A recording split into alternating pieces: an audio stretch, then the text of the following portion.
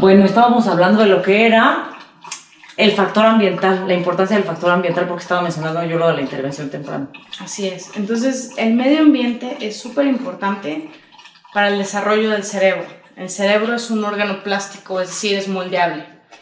Entonces, dependiendo del medio ambiente, es cómo se va desarrollando el cerebro. En un principio, lo más importante, por ejemplo, sería el apego, ¿no? El por qué hay tanta publicidad de lo importante que es dar pecho. Entonces, entre tú tengas más contacto físico con un bebé, mejor se desarrolla el cerebro, porque el cerebro necesita los estímulos externos para seguirse desarrollando. Entre más tú le leas a un niño, más vocabulario tiene, más fluido va a ser al hablar, más se va a poder comunicar, etc. Entonces, por eso lo ves desde que los niños están bebés. Los niños, cuando tienen papás bilingües, si se les hablan 2 idiomas, su cerebro se desarrolla diferente, por ejemplo, y tienen 2 centros de comunicación en vez de un centro de idioma. Y por eso sus niños es mucho más fácil que después sean políglotas y aprendan muchos idiomas. Así. Y así se va afectando todo conforme lo que vivimos y lo que tenemos cerca a cómo se desarrolla nuestro cerebro. Y ahí es donde podemos hablar acerca del trauma. ¿Qué pasa? Ahorita estamos hablando de cuando haces las cosas bien. Así es. ¿Qué pasa cuando algo sale mal y cómo afecta el trauma al desarrollo del cerebro de un niño? Yo ahí te quiero interrumpir un poco porque ahí yo quiero compartir mi experiencia, porque por eso precisamente me llama mucho la atención hablar del trauma. Yo a los 6 años vi un pene muy cerca, ¿no? Y eso, al final de cuentas, como niña, pues te afecta muchísimo, ¿no? Entonces quiero que nos platiques cómo afecta el abuso sexual. O sea, te puede llegar a condicionar, creo que como me condicionó a mí tantos años, ¿no? Como me ha condicionado, cuando no se da un tratamiento, ¿no? Después de un abuso sexual. Platícanos un poco de eso.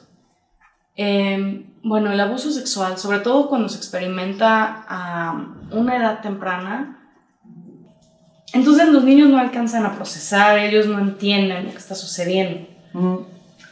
Pero lo que sí entienden es que hay como una alarma que se prende. Así ¿sí? O sea, nosotros tenemos un centro de alarma, un centro donde se procesan nuestros miedos, que es un centro súper primitivo, es de las primeras partes que se forman del cerebro. ¿Por qué? Si tú te pones a pensar, un caníbal seguramente venía un oso, te tienes que asustar para que corras y puedas sobrevivir. Entonces, por eso es tan importante que el miedo sea una de las primeras cosas que entiendas. Pero eso no significa a que tú puedas procesar ese miedo. Lo sientes, mas no lo puedes procesar. Y es lo que pasa con los niños. Se pueden asustar, pueden no entender lo que está pasando, pero no lo pueden razonar. Entonces, ahí con los niños lo que se hace es, en la terapia, se les ayuda a procesar lo que está sucediendo. Se les ayuda a que lo entiendan y a que le den un significado positivo para que no les llegue a afectar después en la vida. Hablando como de abuso sexual, desgraciadamente sí me ha tocado ver a varios niños y a veces, pues la verdad es que cuando las personas que no son profesionales tratan de atender esto, terminan haciendo más daño. Es lo que yo opino. ¿Por qué? Porque empieza a preguntarle al niño y empieza a decirle cosas, empieza a meter como tu propia opinión y todo eso se queda adentro del niño. Entonces tiene que ser alguien que sepa lo que está haciendo con la terapia para que el niño no llegue a sufrir eso.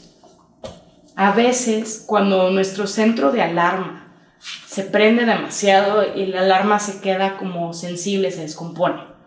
Y entonces tenemos que después los niños se asustan de cosas que parecen no estar relacionadas, aunque sí lo están.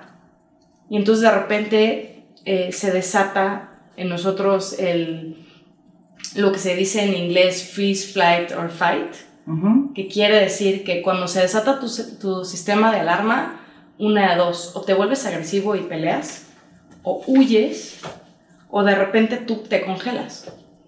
Entonces eso es lo que a veces pasa con la disociación, es que tú no eres capaz en ese momento de afrontar eso que está sucediendo, entonces, por lo tanto, tu cerebro dice, eso no pasó. Y eso hace tantísimo daño. tantísimo daño. No es nada más que una persona sea agresiva, ¿no? A veces se malinterpreta. ¿Por qué son tan agresivos? Porque algo vivieron en la vida que les desató ese signo de alarma y tú ya no inhibes ese impulso, porque es algo que es tan primitivo para ti, que se desata tu signo de alarma, es tu supervivencia, tú huyes, peleas, ¿no? Te congelas, eso es.